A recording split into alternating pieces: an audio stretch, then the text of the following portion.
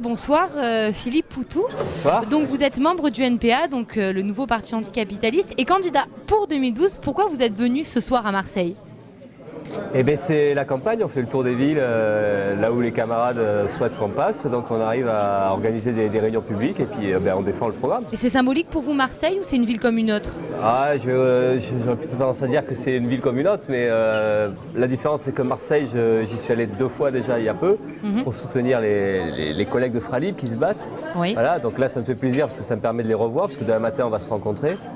Voilà, mais après je ne connais pas plus Marseille que ça. Et puis je pense que grosso modo, les problèmes sont un peu les mêmes partout. Monsieur Poutou, le candidat du NPA n'a pas la même notoriété comparé à Besancenot. Mais alors qui est Monsieur Poutou? C'est un ouvrier de chez Ford qui a mené une lutte dans son usine contre une délocalisation, qui a été victorieux, qui a réussi à empêcher un plan social.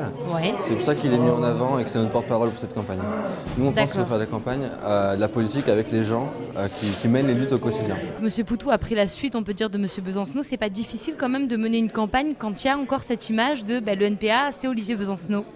C'est sûr que ça peut être dur de passer après Besancenot, mais Philippe Poutou, il n'est pas là pour faire un concours de beauté ni un défilé de mode, il est là pour Pourtant, il a un nom qui peut être retenu par beaucoup. Il a un nom assez charismatique, mais il est là justement pour porter le programme du NPA. Il est là aussi pour mettre en avant, mettre en lumière les luttes qui ont lieu partout en France.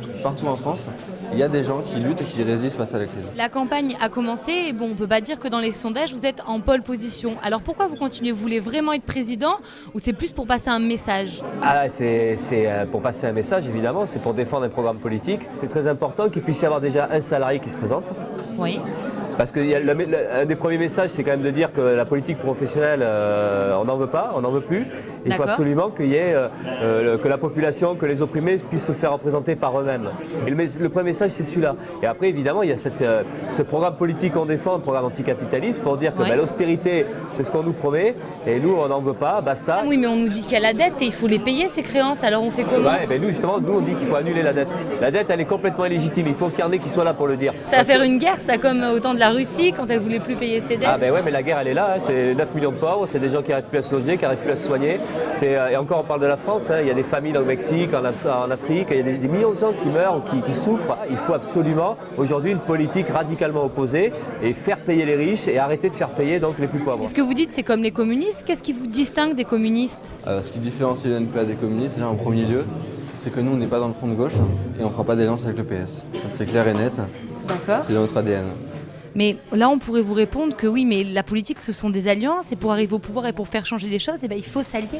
Oui, mais nous, on pense que la politique, il faut la faire par en bas, avec les gens. C'est aussi le sens de la candidature Poutou. La démocratie directe, c'est pas ce que dit Mélenchon. Mélenchon, il dit, moi, si on vote pour moi, ça va changer. Mais nous, on dit pas ça, on n'a pas envie de dire ça. On peut pas le dire, mais on n'a pas envie. C'est pas, si vous votez pour moi, ça va changer. C'est qu'il faut qu'on prenne nos affaires en main. Voilà. C'est pas le NPA au pouvoir qui changera la donne, c'est une pression sociale par en bas, c'est des résistances partout, des millions de gens qui s'organisent. Et on veut dire, dès maintenant, oui, il faut constituer une opposition au futur gouvernement. Mais Hollande, il veut taxer les dividendes, il veut justement faire payer le capital. Non. Sarkozy. Moi je l'ai entendu. Oui, mais il a dit, mais Sarkozy l'a dit aussi, vous ne vous en rappelez pas? Le discours anticapitaliste de Sarkozy de 2008. C'est juste pour arriver au pouvoir, c'est populiste. Contre ces méchants financiers. Mais le problème, c'est même pas la finance, le problème, c'est le capitalisme.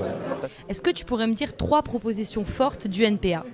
3 propositions fortes du NPA, c'est simple, c'est d'abord l'interdiction des licenciements, la hausse des salaires, pas un salaire en dessous de 1 500 € par mois.